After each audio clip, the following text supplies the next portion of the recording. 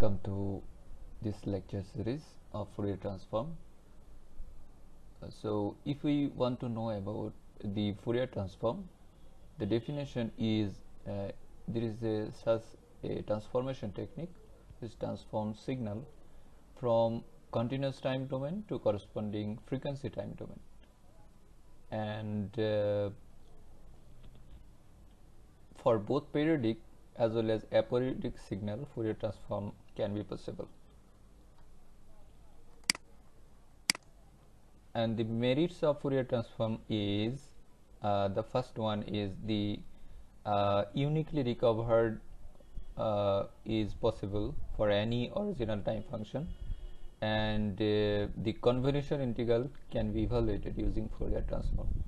And third one is most useful tool. The Fourier transform is for the communication system, and most important thing for in this case is it should have the known amplitude and phase characteristics. On the other hand, if we go through the limitations, it is less powerful than Laplace transform, because the damping factor is 0 for Fourier transform, but this is finite in case of Laplace transform. And the important thing in comparison with the Fourier and Laplace transform is there are many functions that have the Laplace transform, but those have not Fourier transform.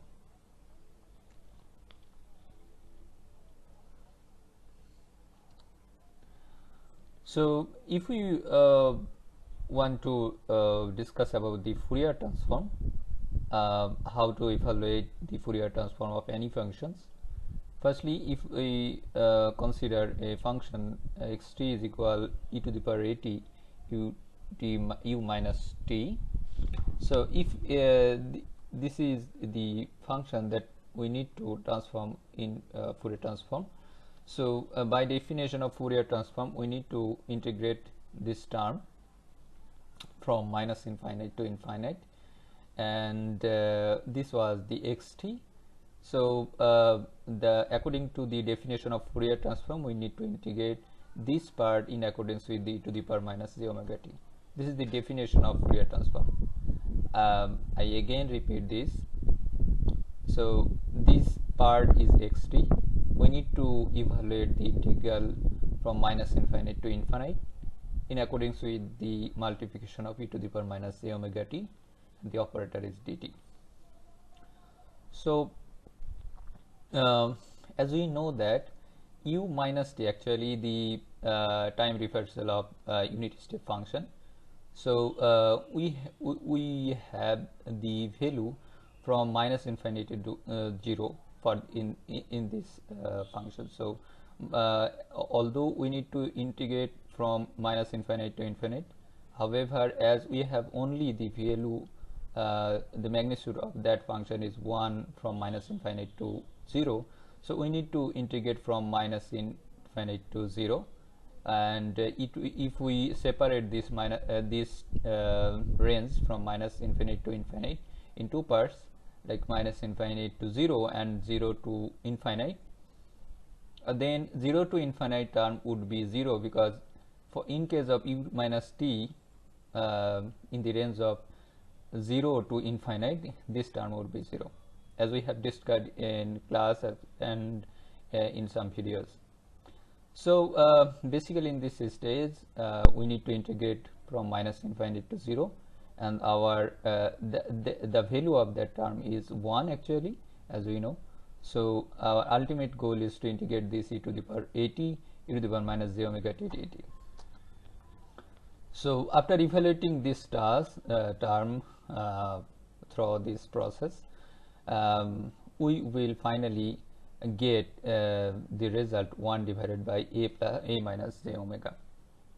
This is the simple calculation, as we have calculated in several times. So this is basically the process by which we can evaluate the Fourier transform of any function. And in the question, basically we have asked to determine the Fourier transform given by any function like xt, as we have discussed in this video.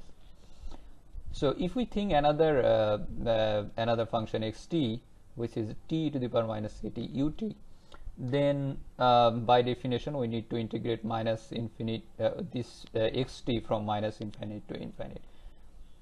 So in accordance with the e to the power minus j omega t, and the operator is dt. So from the definition it is very easier task, and in many literature and many textbook we can find the this symbol, like if actually demonstrate or present the Fourier transform.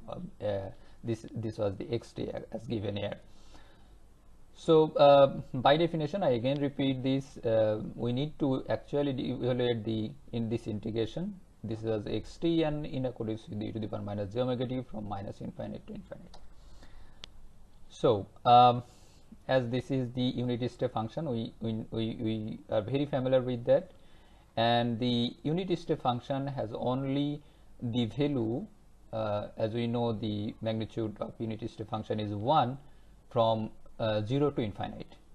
So as in this case u minus t, the value of u minus t was magnitude was 1 from minus infinite to 0.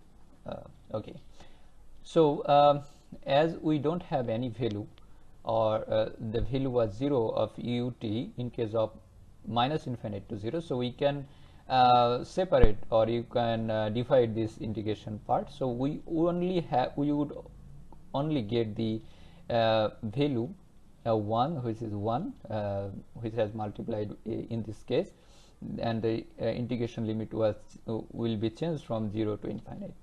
After evaluating that, this simple integration, finally we will get the result as 1 divided by a plus j omega square. So basically this is two examples. These are the two examples by which we can determine the Fourier transform of two functions. Here in this case was e to the power at to u minus t, and here t e to the power at ut.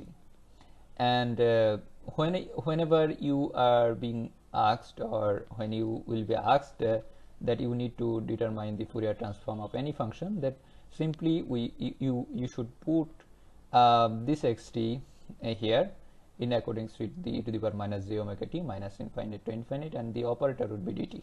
After simplifying or evaluating the integration, you will get the result, and this result would be the Fourier transform of that xt.